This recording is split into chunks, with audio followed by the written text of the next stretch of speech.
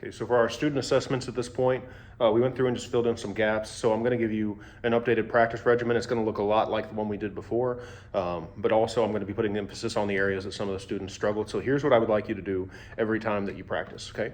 Of course, we're going to do our chromatic scale.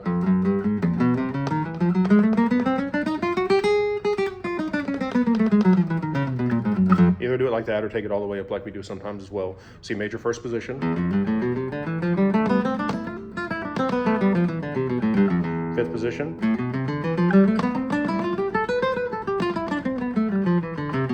Seventh position.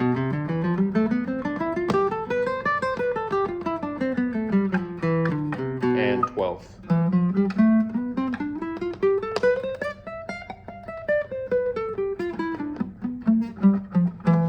And I'm doing this fast because we have videos reviewing all these really slowly. So if you're struggling with any of these or not sure about something, refer to those. I'm just mainly giving you the regimen now. So we have our two scales, our chromatic and our C major. If you know the G major, add that in. If you know the harmonic minor, for A harmonic minor, do that too. I know some of us know that one. Now for our rhythm practice, we're going to start off by going through our open position chords in the key of C/A minor, which is A minor, C major, D minor, E minor, F major, and G, okay? So those will cover our chords in the key of A minor and C. Now some other chords that we've learned, and some of you may not have, some of you have, I know, so if you haven't, don't worry about it. But we of course have D minor is in C, we have D major, which works in G and all those subsequent keys, D major, we have E major, which is like E minor with that first finger added, okay? We have C add 9, which is just a supplemental C where we play it like a G, and we have this ninth of the D in there. Okay, and now there's something that some of us did in the key of D. I'll include that here as well. It had this modified B minor. From there we go to G. From there we go to D. There we go to A. Okay.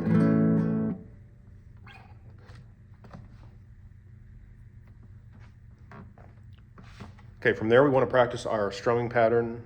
Just practice switching between a couple of chords each day.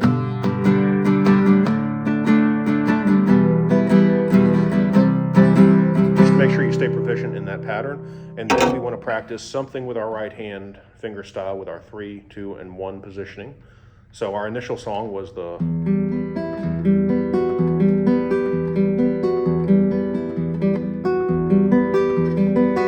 So you're welcome to, of course, do that. But I'd also like you to practice this in the context of a chord progression. So remember, the only thing that's going to change, we're going to keep this pattern the same, except if our bass note moves, so does our thumb. So for example, an E minor chord, we stay on the top string, thumb 1, 2, 3, thumb 1, 2, 3. If we go to an A string, or excuse me, an A chord, A minor. If we go to an A minor chord, now our thumb is going to move down from here because our root note's here. So pay attention to the thumb as I go from E minor to A minor.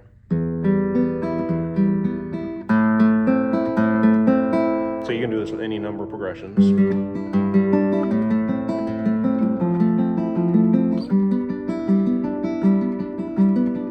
So have some fun with that. Practice going back and forth between strumming and arpeggiating, which of course you can also arpeggiate with a pick if you work on your accuracy there. So for now, I will add one more thing. Not everyone has done this, so if you haven't, don't worry about it, but we've also talked about palm muting with triplets.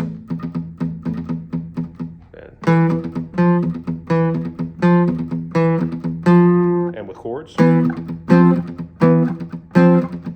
Like so. So I would put all those things together into your practice regimen. Of course, once you practice it a little bit, it'll get pretty quick. Of course, like I said, go back and refer to prior videos for all of these things slowed down and more manageable. And reach out if you have any questions. God bless.